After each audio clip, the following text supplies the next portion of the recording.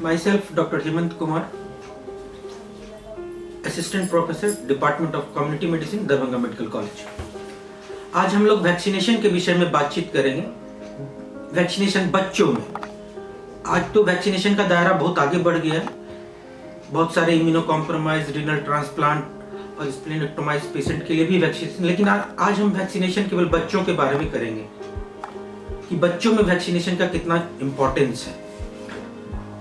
कोई भी डिलीवरी अगर संस्थागत या इंस्टीट्यूशनल के हॉस्पिटल में हो रहा है तो बर्थ के जितनी जल्दी हो सके, जन्म के जितना जल्दी हो सके, अगर इंस्टीट्यूशनल डिलीवरी है तो उसका पहला टीका लग जाना चाहिए।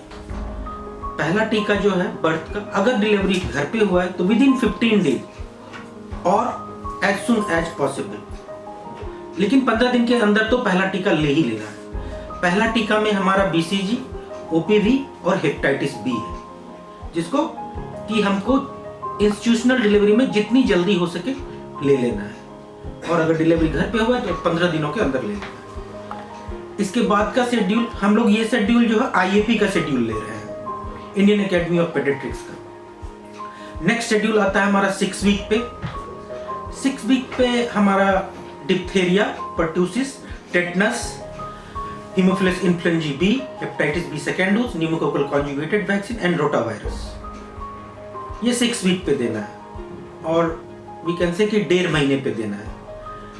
फिर हमारा अगला डोज है 10 वीक पे, जिसको कि 2.5 महीने पे कहते हैं। इसमें भी हमारा सेम ऊपर की तरह ही रहेगा, केवल हेपेटाइटिस B का डोज जो है वो मिस होगा। यहाँ पे diphtheria, pertussis, tetanus, Haemophilus influenza B, pneumococcal conjugated vaccine, inactivated polio vaccine and rotavirus. फिर हमारा नेक्स्ट डोज है 14 वीक्स पे, 3.5 महीने पे।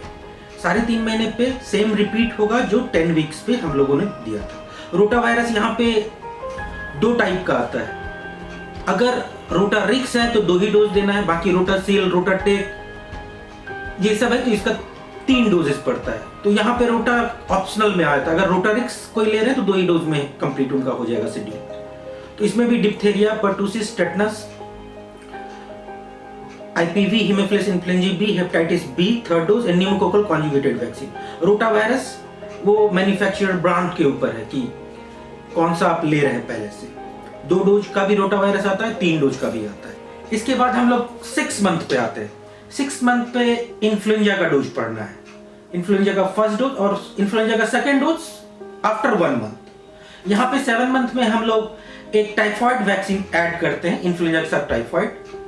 लेटेस्ट गाइडलाइन के अनुसार टाइफाइड को 6 मंथ के बाद आप कभी भी दीजिए, सिंगल डोज देना है। तो हम लोग टाइफाइड को इन्फ्लुएंजा के साथ 7 मंथ में ऐड कर देंगे, ठीक है। इसके बाद हम लोग का डोजिंग आता है 9 मंथ पे। 9 मंथ पे हम लोग देते हैं MMR का टीका, मीजल्स, मम्प्स, रूबेला, ठीक है। 9 मंथ के बाद हम लोग सीधा 12 मंथ पे आते हैं, 1 ईयर। 1 ईयर पे hepatitis A with JE, Japanese encephalitis. After 1 month we repeat JE second dose on 13 month. Then after we come to 15 month.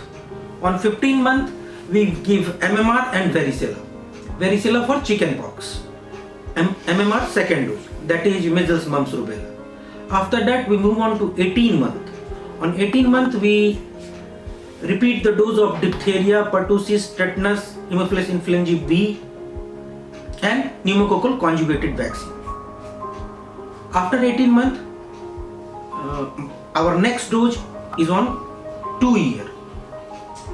On 2 year we give meningococcal vaccine for meningococcal meningitis. After 2 years, our next dose is on 5th year of age. On 5th year, there is a booster dose of diphtheria, pertussis, tetanus and MMR and varicella.